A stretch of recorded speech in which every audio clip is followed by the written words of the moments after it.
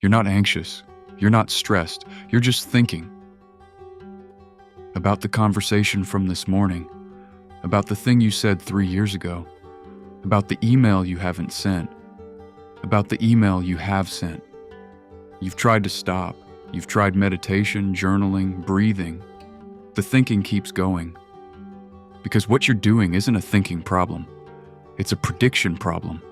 And once you see what your brain is actually trying to solve, the loop loosens. So let me tell you what's coming in the next 15 minutes because I want you to know it's worth your time. I'm going to show you why the loop runs, the actual mechanism, not a metaphor. I'm going to show you why trying harder, thinking more carefully, being more thorough, makes it worse every single time. And then I'm going to give you one specific question. A question you can ask yourself in the middle of the loop, tonight at 2 in the morning, that exposes what your brain is really doing and tends to break the cycle when you ask it. But before we get there, 3 things you should know. They'll sound strange now. They won't by the end. The first, intelligence is not the cure for overthinking. It's the fuel. The smarter you are, the longer the loop can run before exhaustion finally shuts it off. The second, your overthinking is almost always about the same 2 or 3 things. It feels like you're examining a problem from every possible angle. You're not. You're circling the same place. And the third, there's a question you can ask mid-loop that breaks it. We'll get there. Stay with me. Let's start with what overthinking actually is, because everyone talks about it like it's a habit or a flaw or a sign that something's wrong with you. It's none of those things. Your brain is a prediction machine. That's its core job, not to react to the world, but to forecast it. Every moment, your brain is running a model of what's about to happen next, and then checking that model against what actually happens. When the prediction matches reality, the brain relaxes. When it doesn't, when there's a gap between what you expected and what occurred, the brain flags it. That gap has a name in neuroscience. It's called prediction error, and your brain hates it. Prediction error is the signal that says, you don't understand this situation well enough yet. Keep modeling. Keep simulating. Don't file this away as safe until the model holds together. Now, most of the time this works beautifully. You predict the stair will be where the stair is. It is. No error. You move on. You predict your friend will text back. They do. No error. You move on. But sometimes the brain runs into something it cannot resolve, a situation where it cannot generate a prediction it trusts. And when that happens, it does the only thing it knows how to do. It runs the simulation again and again and again. That's overthinking. It's not anxiety.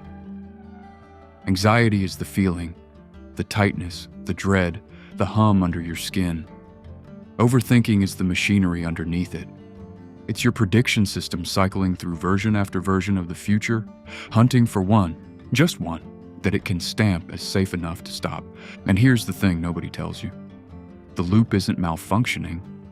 It's doing exactly what it was built to do. It's just been pointed at a problem it can't solve by thinking.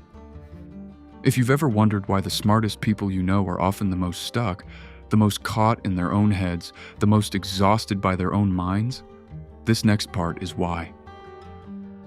Let's talk about why it doesn't stop. There's a network in your brain that switches on when you're not focused on a task. When you're not solving a maths problem, not driving in traffic, not deep in a conversation. The moment your attention isn't pinned to something, this network lights up. It's called the default mode network, and it's where your sense of self lives. It's where you replay the past, rehearse the future, narrate your own life to yourself. In most people, this network quiets down the moment a task demands attention. You focus, it recedes. You rest, it returns. In someone who overthinks, it doesn't recede. It stays on. It runs underneath everything. In the shower, on the walk, in the gap between meetings, in the dark when you're trying to sleep. It's always there, churning, because it has detected something it considers unresolved. And not a small thing. The loop doesn't run this hard over what to make for dinner. It runs this hard when the uncertainty lands in a domain your brain treats as high stakes. A relationship. Your standing with other people. Your safety. Your sense of who you are. These are the domains your nervous system was built to protect at almost any cost, because for most of human history, being wrong about whether your group accepted you wasn't an inconvenience. It was a threat to survival. So when uncertainty appears in one of those domains, did I damage that friendship? Am I respected here? Am I actually good at this? Is this relationship secure? The prediction system treats it as an emergency, and it will not stand down until it finds resolution. It keeps the default mode network running. It keeps generating simulations. It keeps you awake. This is why you can't just decide to stop. You're not choosing to think. The system has flagged a threat it can't resolve, and it's doing its job. Now here's where it gets cruel. Because you'd think, logically, that if you just thought hard enough, carefully enough, thoroughly enough, you'd eventually reach an answer and the loop would end. It's the opposite. And I need you to really understand why. Because this is the trap that costs people years. Every time you generate a new thought, your brain treats that thought as new information. And new information generates a new prediction, and every new prediction carries its own uncertainty, its own little gap, its own small error to resolve. So the thought you produced to close the loop becomes the input that opens it wider. You think, maybe I shouldn't have said that. That's a prediction that the other person took it badly, which raises a question. How badly? Which generates another thought. Well, they did pause before they answered, which is another prediction. They were offended, which raises another question. Should I apologize? Which generates another thought. On and on. The system is feeding on its own output. It's using the smoke to look for the fire. And it cannot self-terminate because every attempt to end it from the inside produces more of exactly the material that keeps it going. This is why meditation didn't fix it, why journaling didn't fix it, why every time someone told you to just stop thinking about it, you wanted to scream. Because you were trying, and trying was the thing making it worse. You weren't failing at the solution. The solution was part of the problem. You were using the broken system to try to fix itself. So if thinking harder is the trap, what's the way out? Stay with me, because this is the turning point. And if you've noticed the loop happening, even while you've been watching this, that little background hum of something unresolved, hold on to that, because we're about to make it useful. Here's what most people never realize about their own overthinking. The loop is almost never about what it appears to be about. Let me show you what I mean. You're lying awake, replaying a conversation. On the surface, you're analyzing the conversation. What they said, what you should have said. It feels like the conversation is the problem. It isn't. Your brain isn't trying to understand the conversation. It's using the conversation to answer a much older, much deeper question. Am I safe with this person? Is this relationship secure? Can I trust that I won't be abandoned? Or you're spiraling about your career. Did I make the right choice? Am I behind? Should I have done something else? It feels like you're solving a career problem. You're not. Underneath it, your brain is asking, am I enough? Am I acceptable as I am? Will I be okay? The surface content changes, the conversation, the job, the text message, the decision. But underneath, the loop is almost always circling one of a very small number of questions. Am I safe? Am I loved? Am I enough? And this is why no amount of surface thinking ever resolves it. You can analyze the conversation perfectly, reach a flawless conclusion about exactly what happened, and the loop won't stop. Because you answered the wrong question. You answered the question on the surface. The real question, the one driving the whole thing, was never even named. So the brain keeps searching, because the thing it's actually looking for was never on the table. The loop has nowhere to land, so it keeps circling, which brings us finally to the way out. Here's the part I promised you. And I want to be clear about what this is, because it isn't a trick, and it isn't going to feel like magic. It's a skill, the kind you get better at. But it works the first time you use it, even imperfectly, and you can use it tonight. The skill is not to stop thinking. You can't. We've established that. Trying to stop is part of the trap. The skill is to ask, in the middle of the loop, one question. What is my brain actually trying to solve for right now? Not, what am I thinking about? You know what you're thinking about. The question is, underneath this, what is the real thing I'm trying to settle? Am I trying to find out if I'm safe? If I'm loved? If I'm enough? If I'm going to be okay? You name it, out loud if you can. On paper if that helps, and I'll come back to why writing it down matters. But you name the actual question, not the conversation, not the email, the fear underneath it. And here's why this works mechanically, because I don't want you to just take my word for it.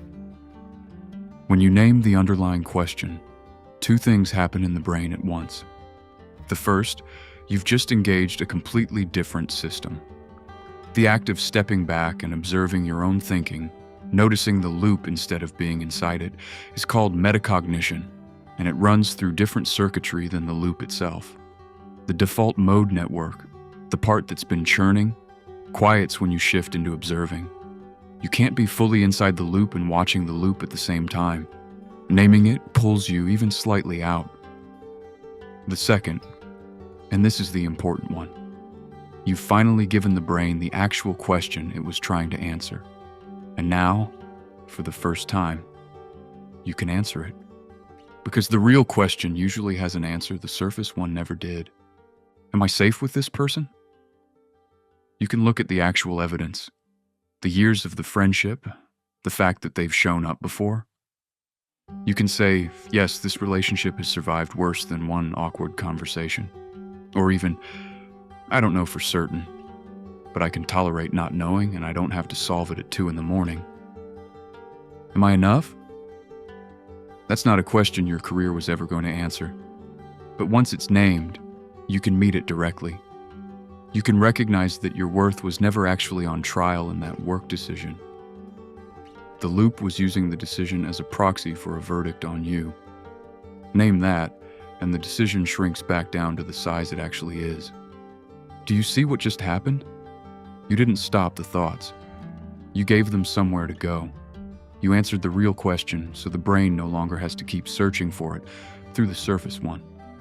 The prediction error, the gap the whole loop was built to close, finally closes. Not because you outthought it, because you found out what it was actually asking. That's why writing it down helps, by the way. When the question lives only in your head, it stays inside the loop, where it just becomes more material to cycle through. When you write it down, am I afraid this person is pulling away? You've moved it out of the simulation and onto the page, where you can actually look at it. You've made it an object instead of a current. So let me give it to you cleanly, the whole thing, so you have it. When you catch yourself in the loop, and you will catch it now, because you know what it feels like, you don't try to stop.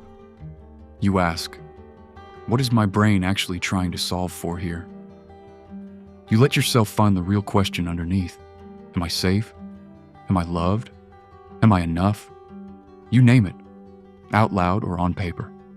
And then you answer that question, the real one, directly, with evidence or with permission to not know, but directly. That's it. That's the exit.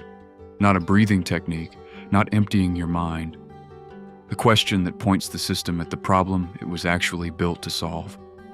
I want to say one more thing before we finish because I think you need to hear it.